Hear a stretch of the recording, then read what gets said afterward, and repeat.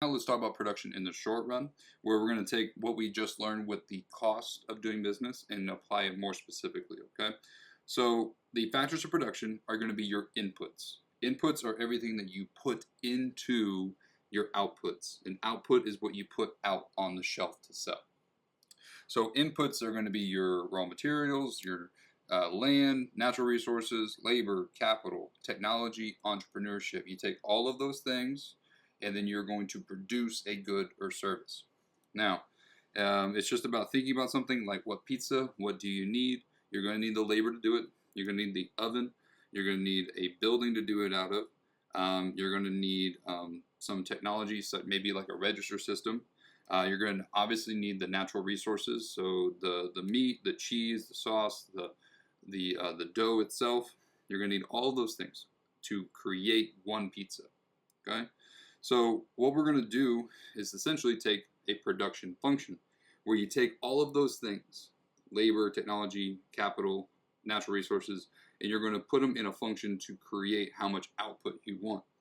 It's so think about it as like you're gathering all the resources that you have, and then you can determine how much output you can make. For our class, we're going to make it much more simple. We're just going to focus on labor and capital. We're just going to say like, hey, you have one oven, 3 labor, how many pizzas can you make?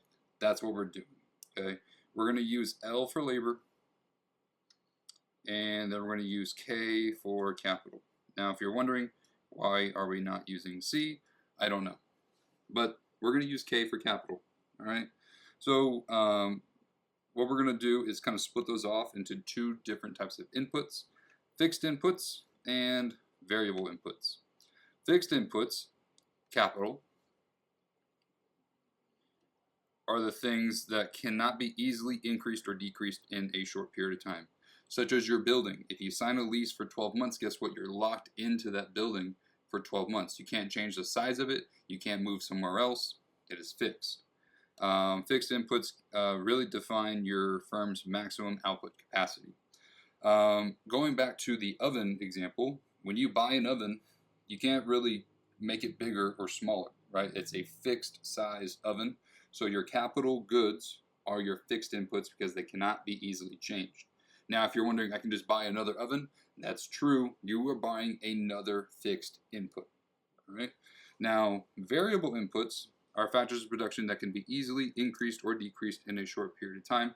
Labor and other natural resources are very much a variable resource because on a Monday, it's a slow day, maybe we only need 2 people. Friday night, we're going to need more people, we need 8. The same oven, right? But we're going to need more labor. So going back to the fixed input, the oven stays the same, but we can change how much labor we have on a day-to-day basis. So because labor can be easily increased or decreased, that's a variable input. It can change. All right. Another example, the pizzeria can order more ingredients with a phone call, and then so the ingredients would be a variable input. Owner can hire a new person to work the counter pretty quickly as well. So those are your variable inputs. Okay, fixed, can't really change. Variable, you can add or decrease whenever you want. So that does lead us into 2 different types of periods. We have the short run and the long run. So the short run is a period of time in which you do have some factors that are fixed. So you buy a building and you have it and it's going to be fixed, right? You can't change the size of it. You can't choose a larger or smaller building. So therefore you are in the short run. Whenever you buy an oven and you're stuck with that oven for as long as you need to, that's a fixed input. You are in the short run. So how do we know you're in the short run? At least one input is fixed. You only need one. Now, long run is a period in time which all factors are variable. So, for example, once the lease expires, and then you can shop around to see you want a larger building, same size or smaller, and you can change the size of your fixed input, really, you are in the long run. It's like looking into the future and being able to make changes without something being fixed, right? So you're online and you're shopping for another oven, a bigger oven, a bigger building, smaller building, and you're also hiring labor too, right? All of those things are interchangeable whenever you want. It's your business plan that you're trying to put together. You are looking in the long run because everything in the long run is variable.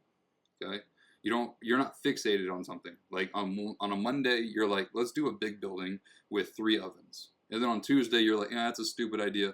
Let's do a medium-sized building with 2 ovens, right? So again, you weren't tied down to the bigger building because you can just easily change it whenever you want. It's your business plan. So again, you're looking into the future about what you want because everything is variable in the long run. But in the short run, at least one input is fixed. That's important. Okay? Next, we'll talk about kind of like the production in the short run and what that looks like.